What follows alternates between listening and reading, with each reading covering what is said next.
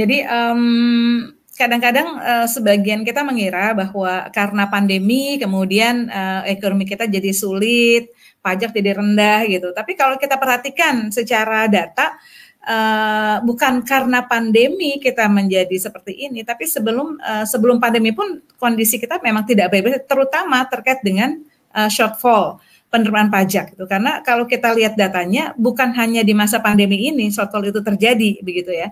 Pandemi memang menambah karena memang wajib pajak itu kan menurun pendapatannya sehingga besaran pajak juga berkurang. Apalagi kalau ditambah korupsi tadi gitu loh. Sudahlah menurun karena pandemi penghasilannya sehingga besaran pajak berkurang, ditambah lagi dengan minta diturunin lagi, itu akan semakin mengurangi penerimaan negara.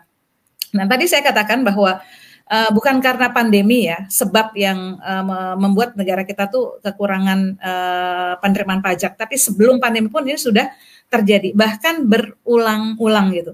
Terakhir kita tuh bisa mencapai target pajak itu tahun 2008. Itu di masa pemerintahan Presiden ke-6 Bapak SBY dan wapresnya Pak Yusuf Kala. Waktu itu penerimaan pajak itu mencapai 106,7%. Ya, atau terrealisasinya 571 triliun, targetnya itu 535. Jadi ada surplus waktu itu 36 triliun gitu. Itu terakhir kita bisa mencapai bahkan melebihi target. Setelah itu kita menghadapi shortfall yang terus menerus gitu.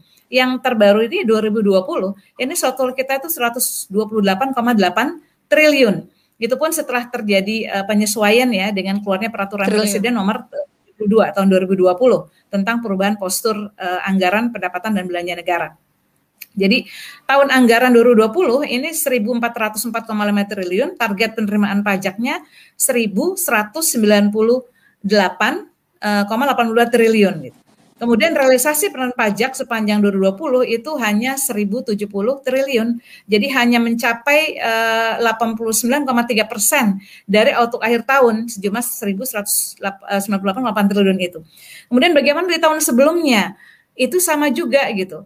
Di tahun 2018 ya itu 108,1 triliun. Ini lebih lebar shortfall-nya ya dibanding proyeksinya waktu itu 70,1 triliun. Jadi proyeksi shortfall itu hanya 73, tapi kenyataannya shortfall-nya 108,1 gitu. Itu kan lebar banget gitu. Kemudian 2019 bagaimana? 2019 shortfall-nya itu 245,5 triliun gitu.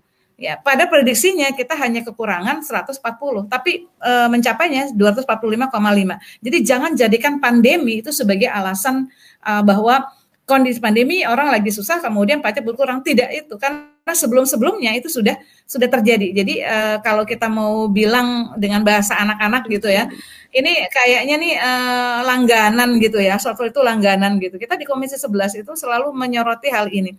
Jadi pajak itu belum pernah mencapai target gitu ya, dan kita minta Kementerian Keuangan untuk lebih mengawasi itu ya, mengawasi bagian atau otoritas pajak ini agar bekerja bisa lebih maksimal begitu ya. Jadi jangan jangan sampai gembar-gembor iklannya banyak banget gitu ya. Orang disuruh bayar pajak di mana ada iklannya, tapi sementara realisasinya itu tidak pernah mencapai target itu.